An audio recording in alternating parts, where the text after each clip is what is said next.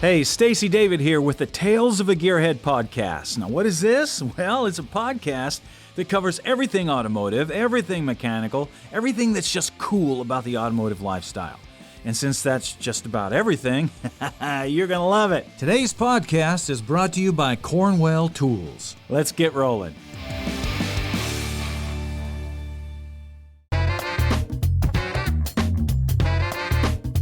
All right, we got a great guest here today on the podcast. I've got Scooter Williams.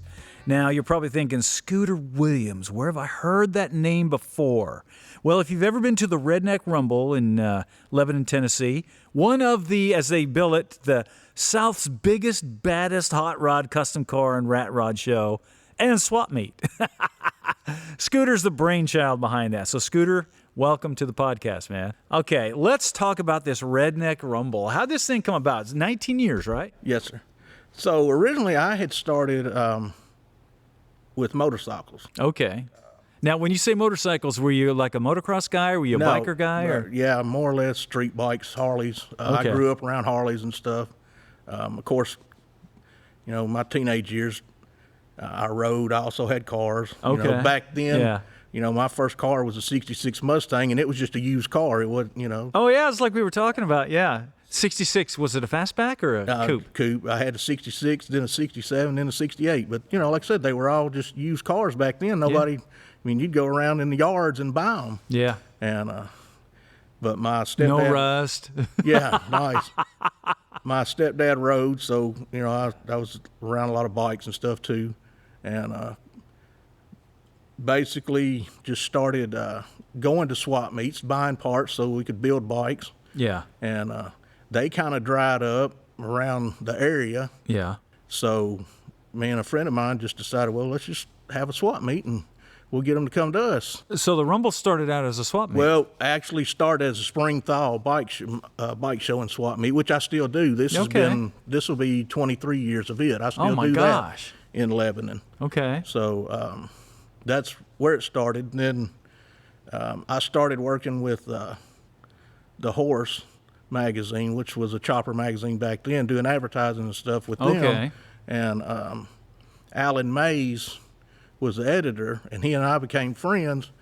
And when Alan and Gino bought Car Culture magazine, he and I were talking, and I'm like, why don't I do a show with cars and bikes? And brings it all together. And, yeah. You know, and he was like, I think that's a really good idea. You know, nobody was really doing it at the time.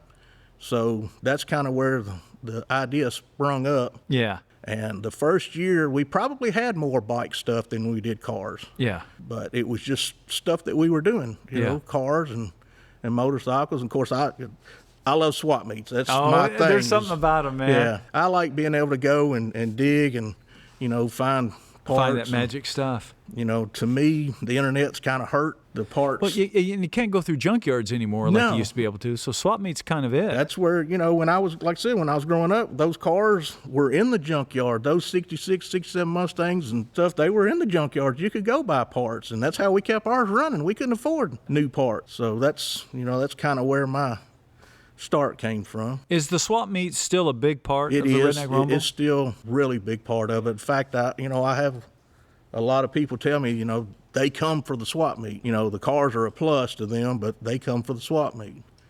You know, I noticed years ago, and I want to get your opinion on this, there was a time when the swap meet was king.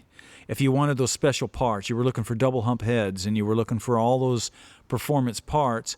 And then when all of these companies like Edelbrock and Holley and stuff came out with these aluminum heads and stuff, all of a sudden the swap meet stuff wasn't as popular. Have you noticed there was a dip, and has there been a return to that? Or? I think there was a dip, but there was always the core of the guys that, you know, were looking for deals. Yeah. You know, and a lot of instances, I mean, you know, Edelbrock and all the good parts, but a lot of instances, the stock stuff was better. Yeah. You know, in a lot of people's eyes. And there's a cool factor. Yeah. And but it did definitely not do it any service as far as helping the swap meets and stuff. But I think that it's kind of coming back to people, you know, wanting original type stuff. And It is, and I see shows like yours kind of being the catalyst of that. How many people show up at the Rumble now? What kind of crowd Generally, do you we're get? around 5,000. 5,000 cars or just people? People. Okay. Car-wise, we generally do 1,000 to 1,500, depending on the weather. That's a big show, It's man. it's a lot to handle, but it's where we want to be, and it's people that come there now have been coming for years. They look forward to it. I have a lot of them tell me, and it makes us feel good because a lot of times, I'm the one seen, but I've got a big crew. Well, not a big crew. I've got a big-hearted crew that does a lot of work. Especially during the shows. Sure. Oh my gosh. It's people see me year round promoting, but we hear, hey, this is my vacation time. I met these guys 10 years ago and they live 4 states away. This is when we see each other. Yeah. So yeah. it's family stuff there. And that really means a lot, that it's more than just a show to us. Now, where did the name come from, the Redneck Rumble? Like I said, I was working with Alan Mays and then they added old school rods. There was a show in East Tennessee that started. It was the Rat Rod Rumble. I was kind of poking at those guys. A couple of my friends were actually involved in that show, and I was like, well, I'm going to call mine the Redneck Rumble. We're going to show y'all how we do it down here. And it was just, joking around, and it just stayed. It stuck. Yeah, so. That's right, when Jeff Foxworthy was doing the whole, you might be a redneck. Yeah. Sometimes you look at stuff and they're like, what were they thinking? That's the redneckest thing I've ever seen in my life, But I enjoyed I guess, like you said, is the diversity of it. Yes. You'll have a $100,000 car, and then you'll have a guy that's got $1,500, but he worked his butt off. Probably, and I don't want to disparage anybody's $100,000 ride, but he probably put more work and sweat, and worry into his car than the guy writing the check. Yeah. Not that there's anything wrong with it. I mean, I love those builds. Yeah. I've got friends that's their bread and butter. That's what they build, and I can appreciate it. But I can also appreciate the guy here sweating. Yes. And I think that's one of the reason that the show's kind of been popular is because those guys can mix. Absolutely. They can appreciate each other's stuff. And not all shows can do that. That's what's very unique about the Redneck Rumble, is that it's probably the only show that I've seen where there's not that class separation. The high dollar guys walk around and have a good time with the rat rod guys or the retro rod guys. Right. Let's talk about that a little bit. When somebody comes to your show, they're kind of like, okay, so what am I going to see? So let's talk a little bit about what is the difference between like a hot rod and a retro rod and a rat rod, and then like a high-end custom. Usually, if a guy's doing like a retro rod, that's something that it's like a gasser or something that is more retro, that hits an era. Right, but it may also have some modern parts on it. Exactly. And then you got your traditional cars that are, these guys are searching for, flathead motors. They're searching for what would have been on that car in the 50s if it had been built. Uh-huh. And, each one has its own merits. It does. It gets expensive nowadays to build a traditional car. Oh, my God. Well, all of them, even to do a rat rod. Right. Nice. And that's, when we first started, rat rod was kind of a new thing. It was kind of derogatory in a way. I mean, there'd been, of course, like I said, coming from the bike side of it, there'd been rat bikes for years. Sure. And that's just short for ratty bike. Yeah. So what's that ratty and that's bike? just something that got rode. And, when the show first started, some of the traditional guys kind of pushed back on the rat rod stuff. Yeah. And, it happened at my show. There was a guy that built some beautiful traditional cars, and he was kind of giving this young kid that had built a rat rod some grief about it. And I'm like, look, you didn't learn this overnight. Yeah. You didn't learn geometry. And he was saying, well, some of this stuff's dangerous. Teach them. These guys, don't just sit there and dog and teach them. And, the guy came back to me later on. He's like, man, you're right.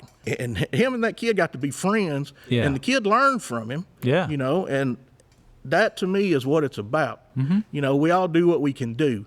Yeah.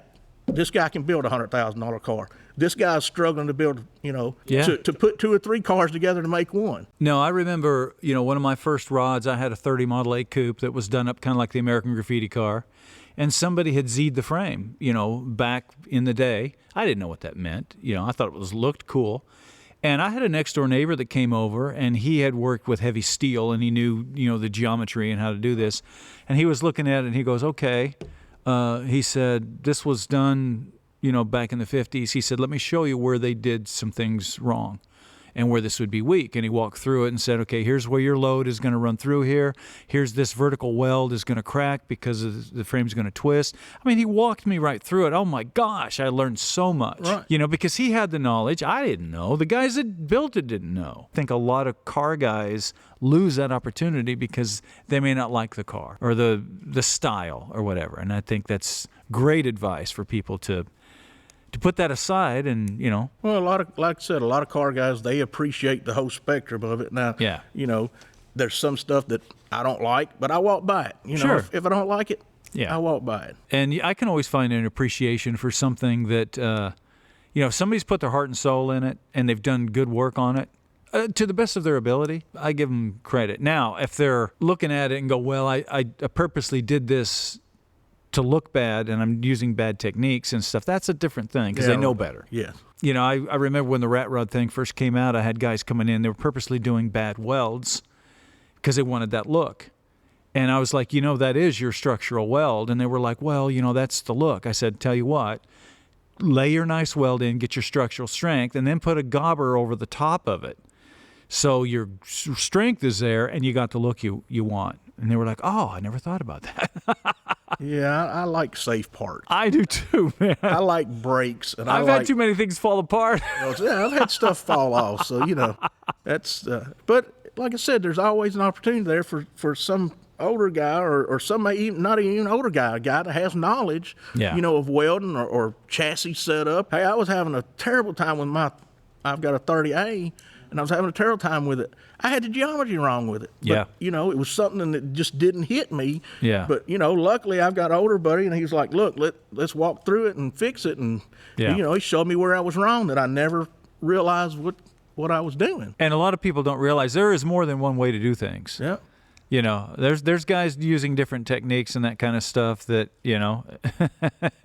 I've seen guys that have done stuff that is just, I'd be like, gosh, there's an easier way to do it, but they get the final result. And there's also many right ways to do one thing. Just because I always do a certain thing a certain way doesn't mean Exactly. somebody else's way is not right. So. Exactly.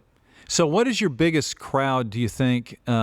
Is it mostly the rat rods or the retro thing or the customs, or is it just a nice blend? It really is a mix of a little bit of everything. In the early days, like I said, I think, we kind of got pigeonholed into it being a rat rod show. And I've heard that. I've had people call and say, hey, I want to come to the rat rod show. I'm like, it's not just rat rods, and then they get there and they're like, oh, I see. So, we're pretty welcome. We want everybody there. And, as long as everybody's good to each other, that's the biggest thing. Do you get many problems with that? People kind of... it's when you get that many people together, you're going to have issues. But, we take care of it and we move on. But, yeah, the mix is pretty much, maybe not so much on the high-end cars. Yeah. But, the rest of it is kind of pretty equal, I think. Now, what kind of car do you have? So you grew up with a Mustang, right? The Mustangs were my thing, and I've always been a Ford guy. Oh, yeah.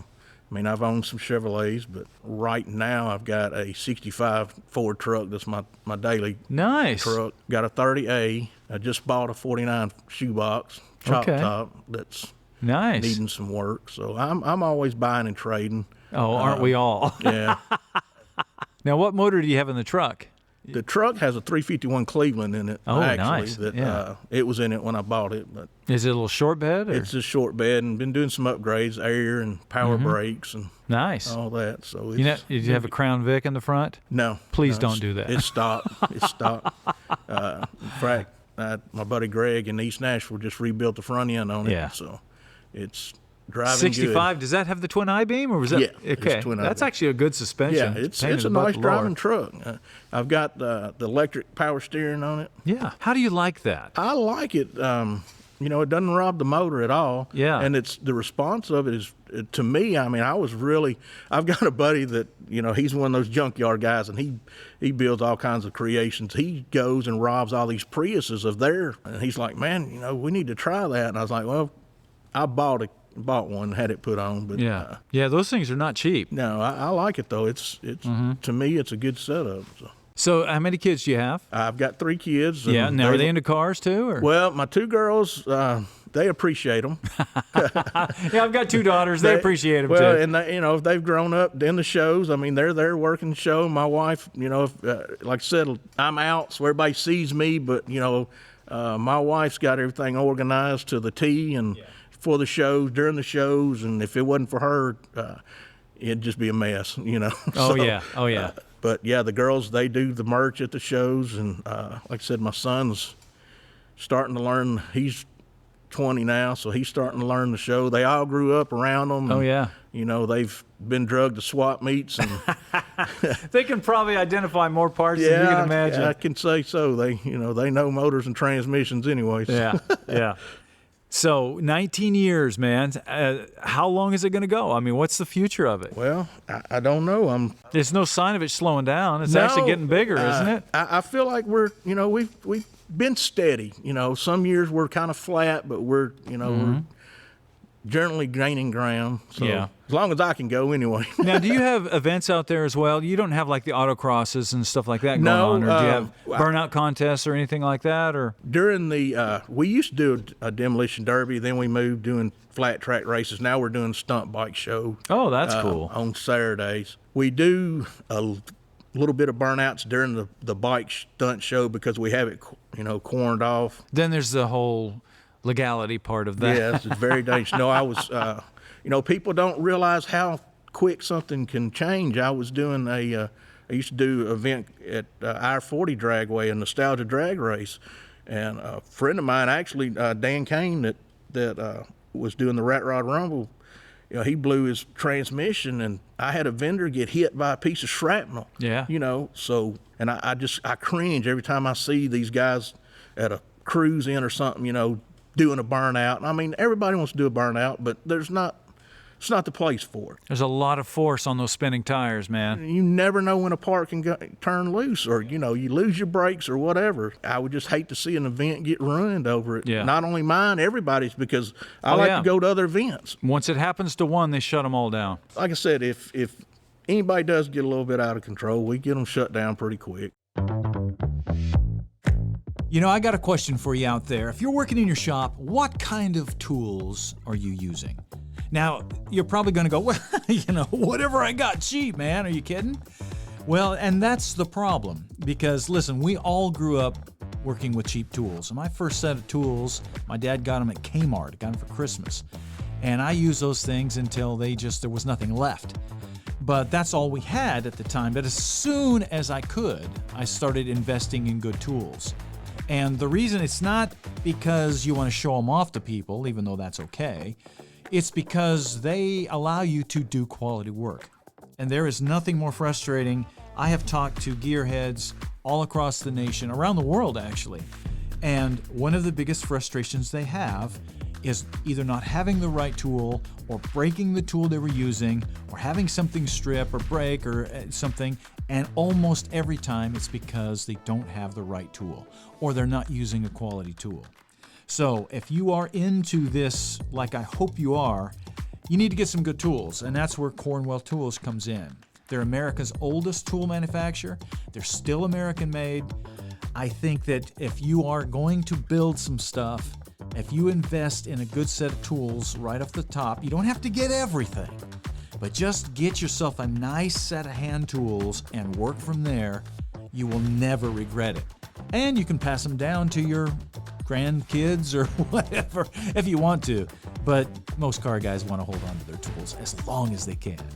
Anyway, if you get a chance, check out Cornwell Tools. You will not be disappointed.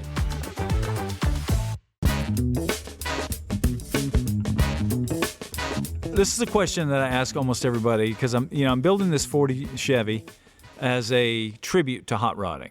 And so I try to get everybody's opinion on what they think a hot rod is. Now, not a street rod. Street rod's a different deal. when you think hot rod, give me 3, 4, 5 things that vehicle has to have. Does it have to be a car, truck? Is it the body style? Is it the motor? Is it the sound, the stance? When you think, now this is your personal opinion, what do you think when you look at something and go, whoa, that's a hot rod? Okay, the first thing I see is no modern wheels. Now, when you say modern wheels, you're talking about the big diameter, big billet things. Yeah, big billet wheels. So when you say kind of an old school wheel, you're talking like an American Racing or American Racing. I like Kragers steel wheels and hubs. Definitely motor and transmission. Okay, tell me about the motor transmission. Blower, is it big, nasty, loud? Does it have to be fast? Is it a V8? What do you think?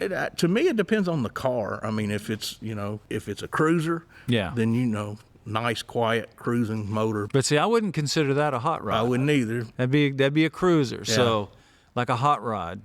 Exposed motor, do you have to see the engine? It's nice to see it. Yeah. Okay. A lot of chrome. Do you like a certain era? In other words, when you think hot rod, do you think is it 30s era's car, kind of like the American Graffiti thing? Is it more of a muscle car for you? Not for me. For me, it's the 30s and 40s cars, right? To me, that's where it's at. With the fender stripped off and that kind of thing? Stripped down, ready to go. How about stance? Is it slammed on the ground? Is it raked? No, it's usually a little bit of rake to it. Okay. Big meats in the back? I like it. To me, it's fast. It's loud. Paint-wise and all that, maybe not finished. So it doesn't really matter on paint. Most people say that. The patina stuff that people do to make it look patinaed, it's fine. But I appreciate a car that's, in original paint. Yeah. Even if it's not the best, even if it was done back in the 70s, and it's cracked and whatever, I would prefer to leave a car like that. So you like the patina look, as long as it's real patina? I like it. My 65 has, patinaed paint job on it, but to me, and again, it's my opinion, the shiny patina, I don't like. I don't either. It's not real. Yeah, it doesn't, to me, it looks overdone. Yeah. If I'm going to make a car shiny, I'm going to paint it. Yeah. A lot of the cars back in the day didn't get painted. No, that was the thing that we were talking about. I spent more time in a primered car than I did in a fully painted car because it took forever to get them done.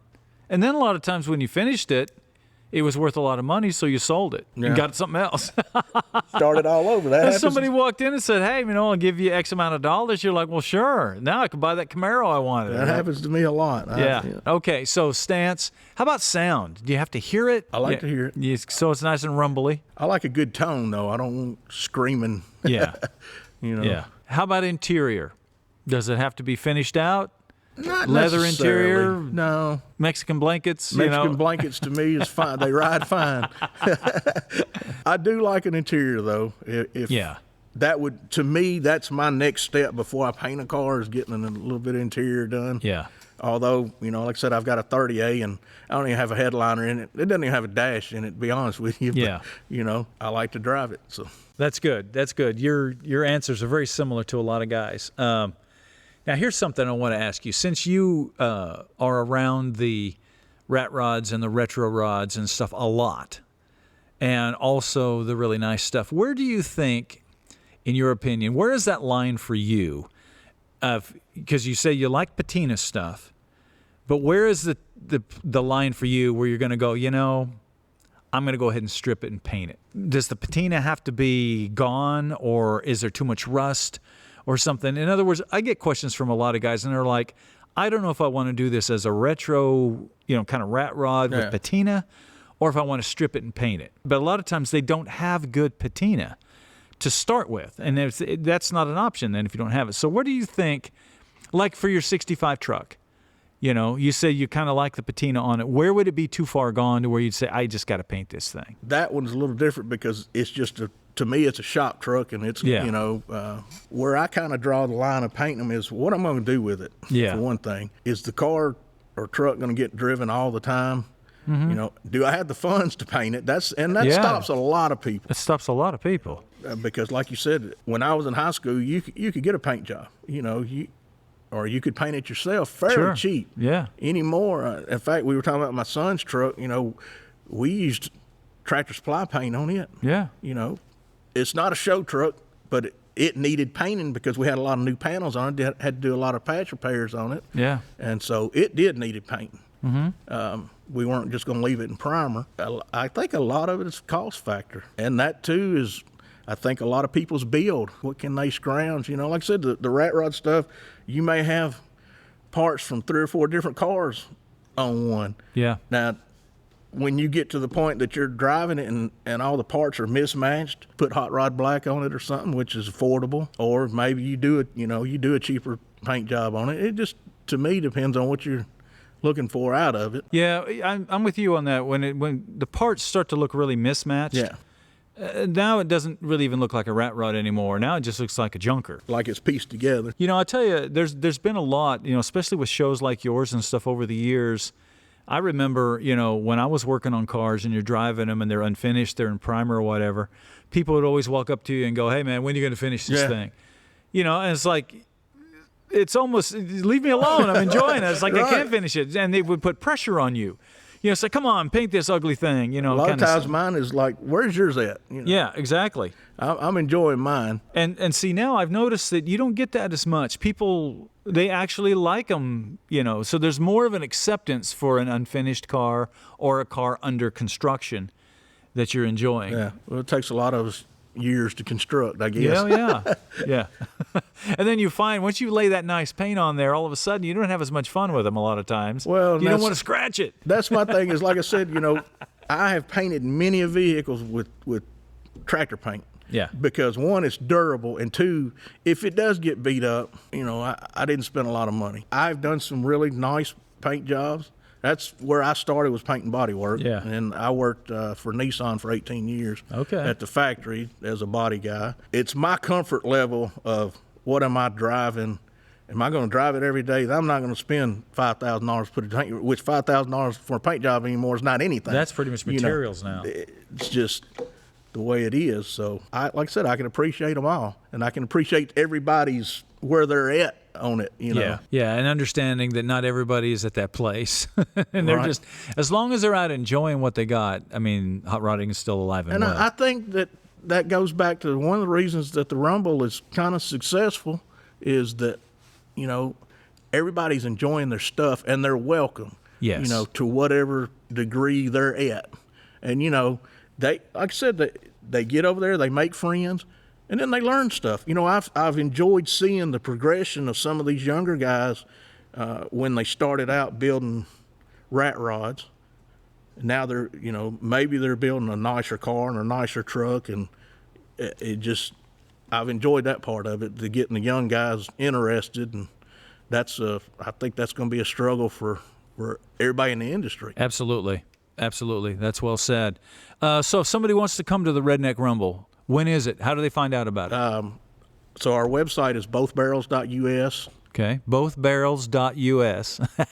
Yep. Then our Facebook is just the Redneck Rumble, and that's where a lot of stuff gets posted. The website has the registration forms and all that, but a lot of the show information gets posted on Facebook and Instagram. So the next show is September 20 and 21st. Awesome. And, of course, you'll be there. I'm going to be there. It's been years since I've been there. It's been 10 years since I've been there. Right. So we're always doing other stuff. So you got, of course, all of Holly's LS Fests and stuff are all around that time and things. Like you said, the fall show's 19 years, and then the spring shows, this past one was the 10th year. Yeah. And that's kind of why we split it up, so that people could go to different shows. I enjoy the Hot Rod Reunion. My kids. That's a good my show. kids have dragged a Little wagon or whatever. A wagon around, passing flyers out there for years. Yeah. My oldest daughter, I mean, she did it for a long time, and then the other ones got to do it. But, you know, I've always enjoyed that show. And unfortunately, the way the calendar fell this year, we were on the same weekend. That doesn't usually happen. But Sure. You can only do so much. There's only so many weekends in a year. And Oh, yeah. people have to make a choice, and I understand, you know. Yeah. I had good friends that was like, man, I love the Rumble, but I got to go, you know. Chris Amos took the Music City Rod Dragster up there, you know, and I get it. Scooter, it's been great to have you on here, man. You're welcome to come back anytime, and we'll see you at the Rumble. All right. I appreciate it. All right. Thank you. All right, that's our show for today, which means you need to get out there and start working on something. Spend some time turning wrenches. You might be surprised how much you like it. Make sure you check out our website, staceydavid.com, because we've got all kinds of new products and some other great stuff that you're just going to love. Also, make sure to check out our social media. That's Instagram, TikTok, Facebook, YouTube, all at Official Stacey David. Our social media is where you're going to find all of the bonus content, the giveaways, the contests, the trivia. We even have extra viewer projects that focus on what you are working on. Also, the new season of Gears will be on MAV TV, and YouTube will be the place that you can view all of your favorite Gears episodes, as well as the full project builds that follow the project from beginning to end. Make sure to check out our new Gears coffee cars. This is a unique blend of coffee and cool stickers to collect that will appeal to anyone. But the most important thing is get out there and turn some wrenches yourself. Get a project, start working on it, and if you don't have tools, check out Cornwell. They can help you out there. All right, that's all the announcements. We're all up to date. We'll see you next time.